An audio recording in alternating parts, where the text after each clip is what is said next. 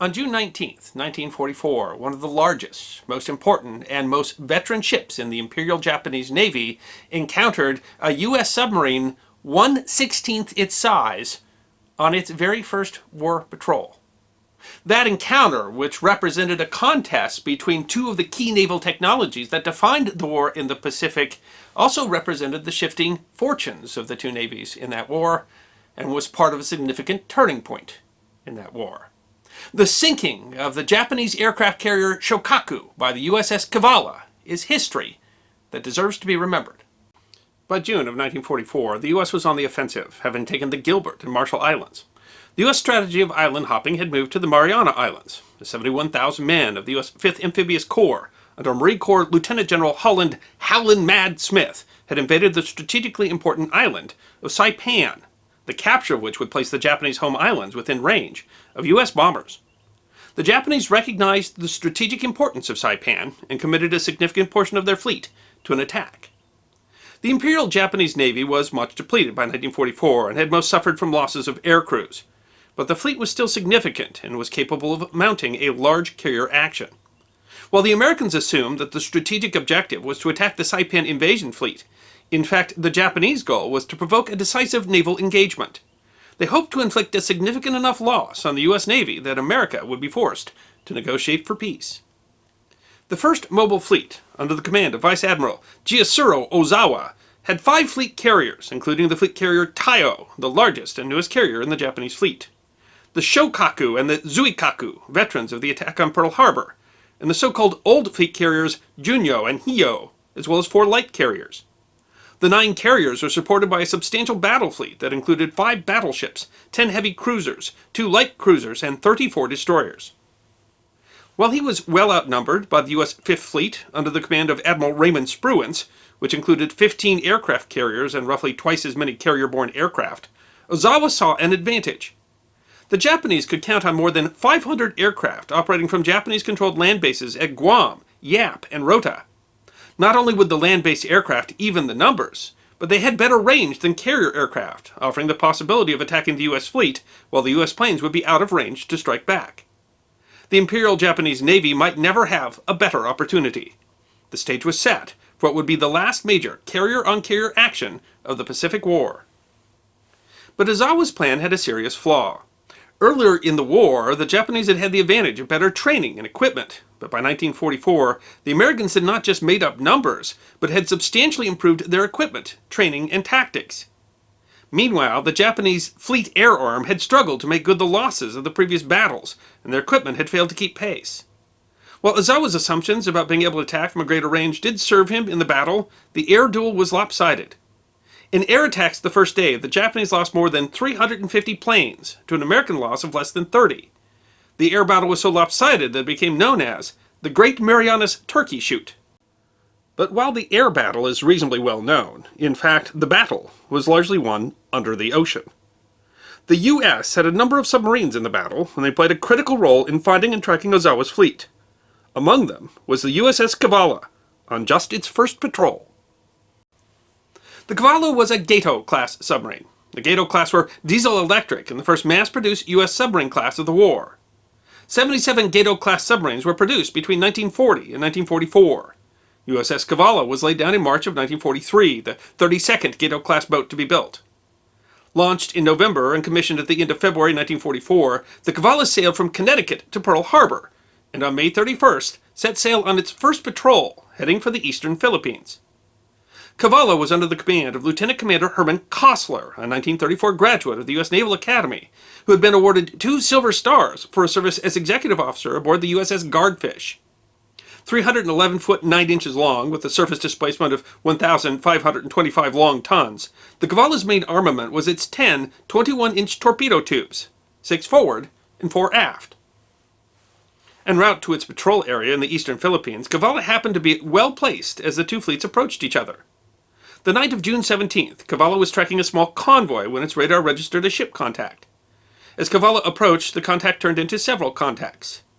Kostler and Cavalla had discovered a part of Ozawa's task force. While Cavalla had easy targets, submarines were under orders to report contacts first. Kostler made the difficult decision to break off contact and report the sighting. Kostler spent the next day trying to regain contact. It was dangerous work, as the task force had ample air cover and escorts designed to kill submarines. In the early morning of the 19th, a plane flew so low over the submerged Cavalla that the crew could hear the plane's engine roaring.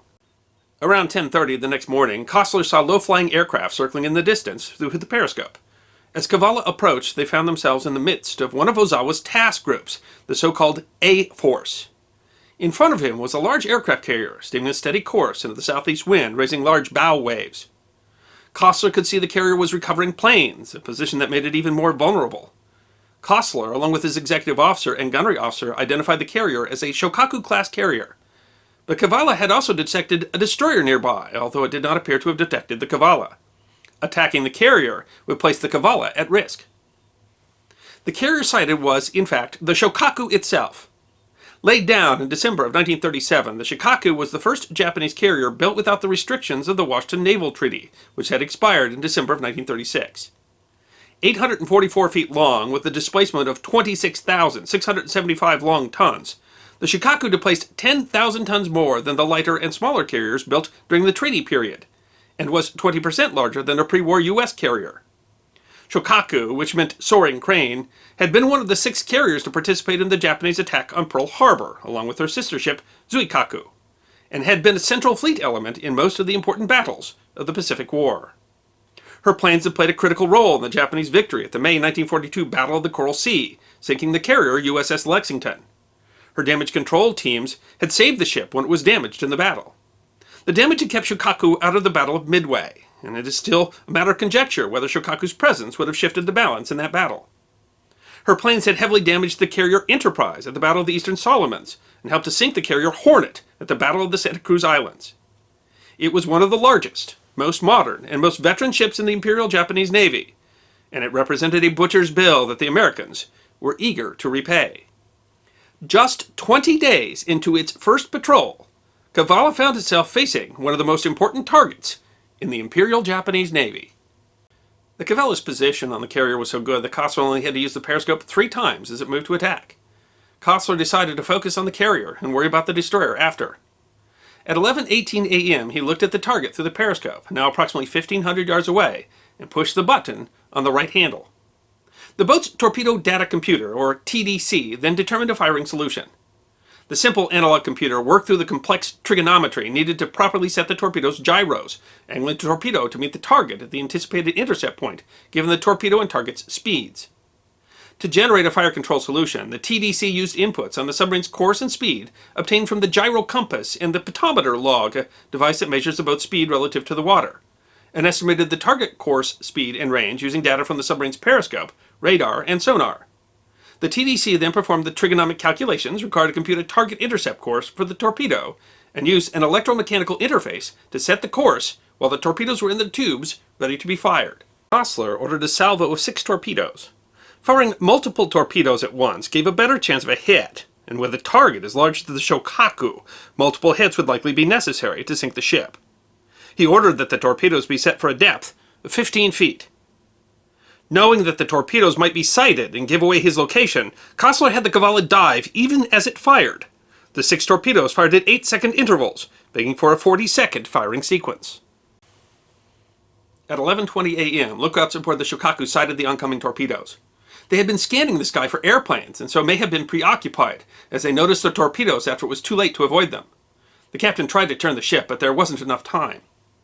Sound equipment aboard the Cavalla heard the sound of an explosion 50 seconds after the first torpedo was launched, followed by 2 others at 8-second intervals. When there were no more explosions, Kostler assumed the other 3 torpedoes had missed. He ordered the submarine to turn and rig for silent running, hoping to avoid the carrier's escorts. The first depth charges exploded nearby, less than 2 minutes after the torpedoes had been fired. Kostler took Cavalla deep. Though their sound equipment, they could hear the screws of at least 3 destroyers in pursuit. The crew of Cavalla could do little more than stay deep and stay quiet, trying to avoid sound detection, and waited out as the destroyers dropped deadly depth charges. The boat slowly tried to make distance, and the explosions slowly were farther and farther off. According to the log, the Japanese destroyers dropped 108 depth charges in the 3 hours following the attack. 56 of those exploded close to the submarine. The Cavalla's supersonic listing gear burned out when water was pushed into the ventilation system, leaving only the JP sonic listing gear, but the damage did not threaten the boat. As the Cavalla slowly made distance, they heard 4 large explosions from the direction of the attack. Kossler moved to periscope depth to see if he could confirm that the carrier was destroyed, but there were rain squalls and he wasn't able to see anything. Later that night, when it was safe enough for Cavalla to surface, he radioed Pearl Harbor, indicating that he had hit a Japanese carrier with 3 torpedoes, concluding the report with, "Believe the baby sunk." The Shōkaku's detailed action report did not survive, so the details exactly how many torpedoes hit and where is sketchy, but there were eyewitness reports to the damage and aftermath. The first torpedo struck amidships, just forward of the island, rupturing a tank carrying volatile aviation fuel and sending a fireball and burning spray upward in front of the bridge. Several pilots who had been relaxing by the island were burned by the flaming fuel. Aircraft were being serviced and armed in the hangar, which was turned into an inferno as aviation fuel that was running through pipes to fuel the planes caught fire, and munitions and hoists ready to be mounted on the aircraft exploded. The next strikes, the eyewitnesses differ on whether 3 or 4 torpedoes hit, started flooding in a boiler room, causing a starboard list. The ship lost both power and propulsion and started to trim towards the bow, where another torpedo had left a massive hole, possibly having gone clean through. The torpedoes combined for a particularly damaging blow, not only causing fires and flooding, but disabling power needed for damage control. With the loss of the boilers, propulsion was lost, and the damage to the bow disabled navigation. The captain ordered counter-flooding to address the list, actually flooding too much and causing a slight list to the port. However, that required flooding another boiler room. Without power, the crew could not operate the pumps that would allow them to address the flooding, and fires burned throughout the hangar. The Shōkaku's damage control crews were veteran, and they had saved the ship when it had taken damage during the battles with Coral Sea and the Santa Cruz Islands. They managed to douse the fire in the fuel tank by cutting off access to the surrounding spaces. But without power to operate the pumps, they could not address the flooding at the bow, and the hangar fires raged. At 1:30, it became clear that they could not save the ship, and the captain ordered abandon ship. The crew gathered on the deck at the stern and prepared to abandon ship. The bow was sinking slowly, and they had time to proceed in an orderly manner, searching to not leave anyone behind. Then, suddenly, at 8 minutes after 2, there was a large explosion at the bow. An aerial bomb, possibly caught in the hangar fire, or possibly thrown forward as the bow settled, exploded inside the hangar. Below deck, the ship had been slowly filling with petrol fumes, and the result of ruptured tanks and poor quality fuel. The bomb ignited the fumes throughout the ship, causing 4 terrific explosions, the ones that Kossler heard aboard the Cavalla. Water poured across the deck and flowed down through the open elevator into the hangar. This through the stern, where the crew had gathered, upward, throwing men down the deck into the fires. The ship sank almost vertically, going under, less than 2 minutes after the great explosion. 1,263 of the ship's crew perished. Only 557 were rescued. Shōkaku was not the only Japanese loss of the battle. The carrier Taiyo, the newest and largest carrier in the fleet, had been struck by a single torpedo from the submarine USS Albacore. The Taiyo, well armored, should have shrugged off a single torpedo hit, but a series of mistakes by its inexperienced damage control crews led to an internal explosion that sunk the ship. In addition, the fleet carrier Hiyo was sunk by planes from the USS Belleau Woods. Just as important were the air losses, as many of the planes that weren't shot down were lost with the 3 carriers sunk. The Japanese lost more than 400 carrier-based aircraft and 200 land-based aircraft in the battle. The fleet air arm was devastated, the few remaining carriers made virtually irrelevant for lack of planes and skilled air crews. Ozawa retreated north. The battle was a turning point that eliminated the Japanese Navy's ability to conduct large-scale carrier operations. The Cavalla went on to finish its patrol and was awarded a Presidential Unit Citation for sinking Shōkaku. It successfully completed 6 wartime patrols in the Pacific, sinking the Japanese destroyer Shimatsuki in November 1944. Cavalla went on to serve after the war and wasn't stricken from the naval rolls clear until 1969, when it was transformed into a museum ship. Today, the USS Cavalla is on display at Seawolf Park on Pelican Island in Texas, and you can go and visit it. Jizaburo Ozawa finished the war as the last commander-in-chief of the Imperial Japanese Navy. He was considered one of Japan's most capable flag officers during the war and was described as being both courageous and compassionate towards his men. He passed away in 1966 at the age of 80. Herman Kossler served with the United States Navy for 43 years through the Second World War and into Korea and Vietnam. He retired a Rear Admiral, having been awarded 3 Silver Stars, the Navy Cross, the Distinguished Service Medal, and 2 Legions of Merit. He passed away in 1988 at the age of 76. I hope you enjoyed this episode of The History Guy, short snippets of forgotten history between 10 and 15 minutes long. And if you did enjoy, please go ahead and click that thumbs up button. If you have any questions or comments or suggestions for future episodes, please write those in the comment section. I will be happy to personally respond. Be sure to follow The History Guy on Facebook, Instagram, Twitter, and check out our merchandise on teespring.com. And if you'd like more episodes on Forgotten History, all you need to do is subscribe.